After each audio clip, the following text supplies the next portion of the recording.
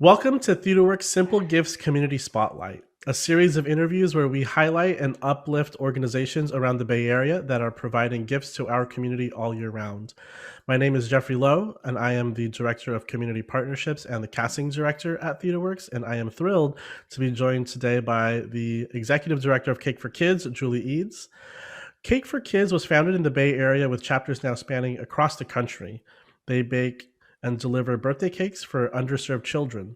These children may be in group homes, at a domestic violence or human trafficking shelter, in low income housing with or without a parent, or even homeless. In a world where the basics of a positive childhood are often out of reach and youth have little to call their own, the seemingly simple gift of a birthday cake can make a huge impact by raising their self esteem and confidence. Cake for Kids was founded in 2010 in Sunnyvale, California, and they support all counties in the Bay Area. To date, Cake for Kids has baked and delivered over 20,000 cakes to youth in foster care or kinship programs, homeless youth, victims of domestic violence and human trafficking, children living at the poverty line, and unaccompanied immigrant minors. I'm joined by Julie Eades, who is the executive director for Cake for Kids. And prior to joining Cake for Kids as a board director, Julie was a marketing executive in the software industry. Thank you so much for joining us today, Julie. It's my pleasure, Jeffrey. So I thought we would just start with the beginning. Can you talk a little bit about the origin story of Cake for Kids and how it all began in Sunnyvale? Absolutely, yes, absolutely. In Santa Clara County, Sunnyvale, that's where it started. It was started by a lady called Libby Grunder in 2010. Libby actually used to work for my husband, and that's how I originally got involved.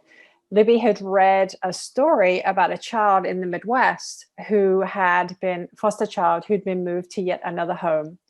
And her new foster mom knew it was her birthday. And when the girl came home from school, she had baked a cake for her. She proudly presented this birthday cake to her new foster child. And the young girl immediately burst out crying and ran to her room. And the new foster mom wasn't sure what on earth was going on, eventually plucked up the courage to go to her bedroom, knocked on the door and said, "I'm sorry if you don't like the cake or you don't like the look of it or the flavor, I can make another one." And the young girl said, "It isn't that. I've just never had a birthday cake." And Libby read that story. Libby had two young boys at the time, and she just couldn't believe that something as simple as a birthday cake could be considered a luxury or something that children hadn't ever received. So she started with a couple of her friends in Sunnyvale.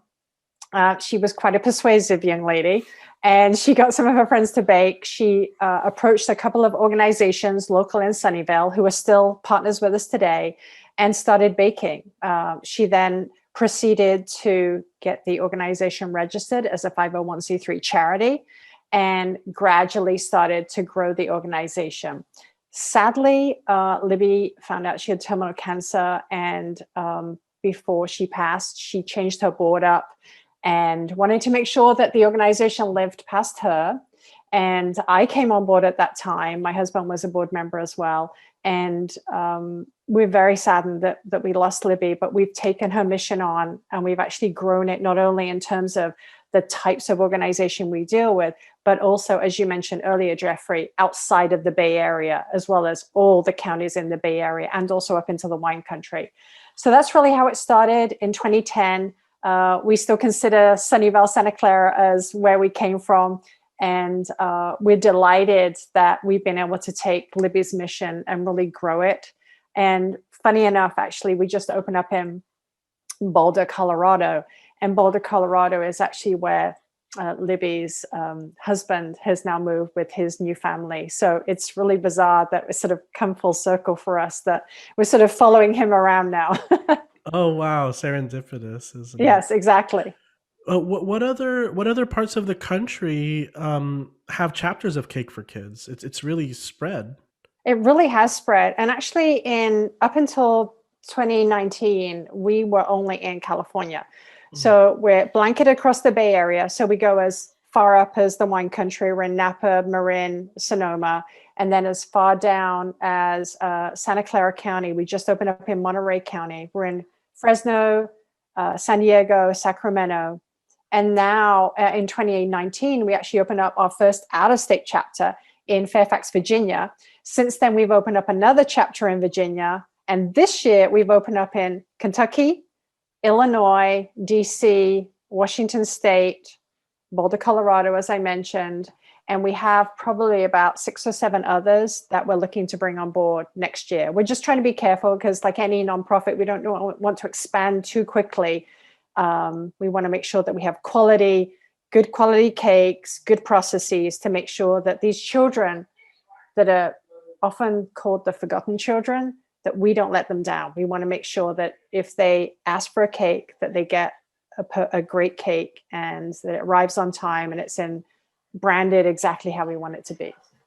Oh, that's amazing. That's such an amazing story, an amazing mission, and it's so great to see it expand. And because, as you said, it's both something simple and something so special, and Mm-hmm. something that is easy. It's easy for us to both take for granted, but that also means it's something easy for us to help provide for others who will find it so special.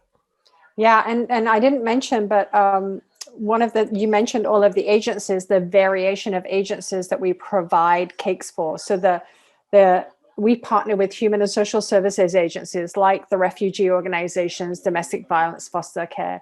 The social workers at those organizations put in the requests on behalf of their clients, the kids. And so we don't actually deal directly with the families at all. And we support children all the way from 1 to 24. And the reason we go all the way up to 24 is because in the state of California, we provide transitioning services for people who are transitioning out of the foster system all the way up to 24. And sometimes those cakes for the 21 or the 22-year-old are almost more impactful, because sometimes we've had 20, 21-year-olds who literally their very first cake, their very, very first birthday cake has come from Cake for Kids, from one of our volunteers. And sometimes they don't even know what to do with that. They've never had that experience at all. And that will last with them for the rest of their life, that memory. Wow. Wow.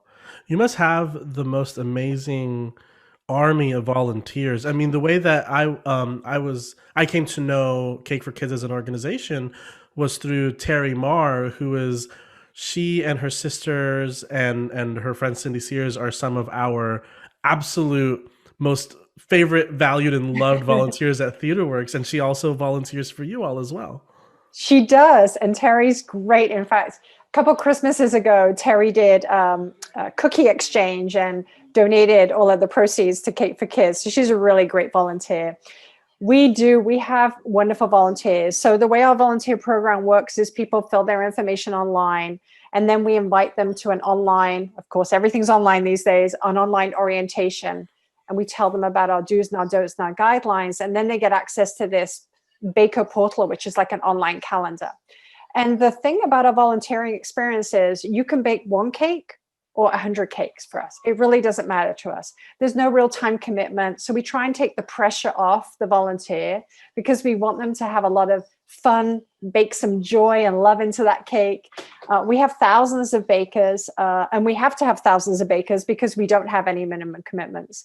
And we have a baker here in the Bay Area. I think she's in Santa Clara County, and she has baked over 400 cakes in the 6 or 7 years that she's been with Cake for Kids. Wow. It's just unbelievable. And as I say, some people just bake once or twice, but some people bake every week.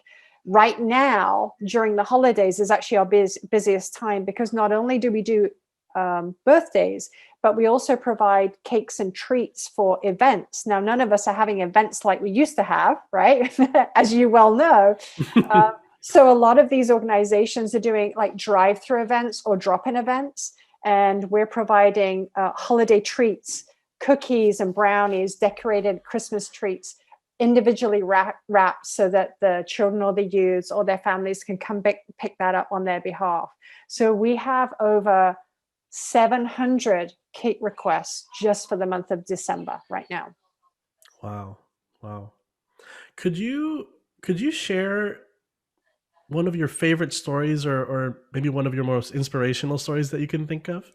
A couple years ago, we had a teenager who had requested a cake, a soccer ball cake.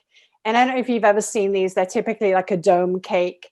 And she specifically requested no happy birthday, and she didn't want her name on the cake.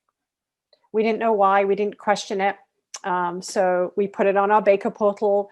A baker picked that up, baked a nice cake with a half-dome soccer ball, delivered it to the agency, and we didn't think any more about that. A couple of weeks later, we got a letter in the mail. In fact, I remember this girl's name. Her name was Caitlin. I was talking about her today. And she wrote a letter and said, could you please pass this on to the baker? And she thanks the baker for making her lovely cake. And she went on to say, I want to explain to you exactly why I didn't want happy birthday or my name on the cake. My birthday doesn't represent a good memory for me. My parents' rights were terminated and I was put into the foster system at this time. However, my social worker tells me that I should be positive, and I really want to be positive because I would like to live with the family again. So if I do get adopted, I will use my adoption date as my new birthday. If I don't get adopted, I will use my emancipation date, the date when I emancipate out of the system. I'll use that date as my birthday. And she finishes in her last paragraph saying, however, I do hope that next year you get a request from me and it says happy birthday and my name on it, and you'll know that I've been adopted. So those kind of memories really, really stick with me. And there's so many stories about how children have been uplifted or how they've never received a cake before. And there's also a theme about we've been let down so many times. And we try and make sure that if we accept a cake request, if an agency gives us a cake request within 2 weeks, we guarantee that that child will get a cake because we don't want them being let down one more time. Wow. You were speaking earlier about sort of the process for the bakers and how you want to make sure they can have fun and have some joy as they're baking. And it sounds to me like that fun and joy gets baked into the cake and then gets transferred over to the children who get these cakes. That's what we believe. And in fact, sometimes we have volunteers ask us, can I buy a cake? And we always say, no, we want you to really feel like you're thinking of that child. And one of the things that the bakers have to do before they drop off the cake is take a picture, and it's optional, but they can tell us a story about what they were thinking, why they decided to pick up that cake. And sometimes people say, well, my little boy used to love Superman and that's why I baked it. Or, my daughter's 15 and she loves Justin Bieber or whatever it is. And I had one woman who was explaining she was doing a Frozen themed cake and how she put on the movie in the background while she was baking the cake and she was singing the songs. And so we really do hear from our bakers that it really is joyful for them as well, which is really what we want to do because it is kind of a solo experience. They choose a child's cake to bake. They go and buy the ingredients. They bake the cake. They deliver it to the agency. They don't meet the children. We try it as much as we can to get feedback for them, but it truly is a selfless volunteering activity. And so we want them to have fun and share their experiences online and post their pictures on Facebook and all of that kind of thing. Oh, it's so fun. It's so fun. Well, if anyone in our audience watching today would like to get involved or learn how to support your amazing work at Cake for Kids, how would they do that?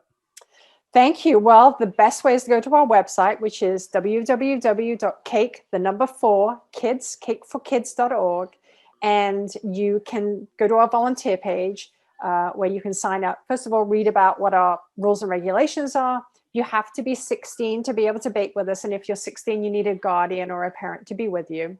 And anybody over the age of 18, you can volunteer on your own. And like many nonprofits, this year hasn't been the best one for us in terms of donations and just events that we could do. So on our homepage, there's a PayPal link where you can donate.